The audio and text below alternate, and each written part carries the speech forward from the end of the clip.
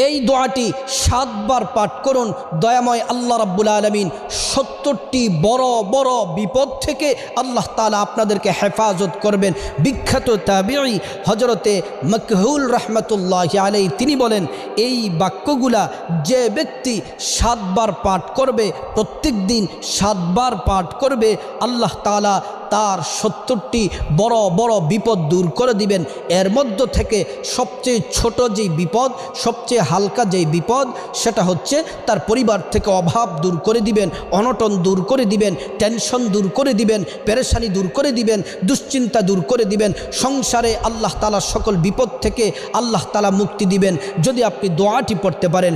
দোয়াটি হলো লা হাওলা ওয়ালা কুওয়াতা ইল্লা বিল্লাহি ওয়ালা মালজা মিনাল্লাহি ইল্লা ইলাইহি। প্রিয় দিনী ভাই ও বোন, কষ্ট করে দৈনিক এই দোয়াটি 7 বার করে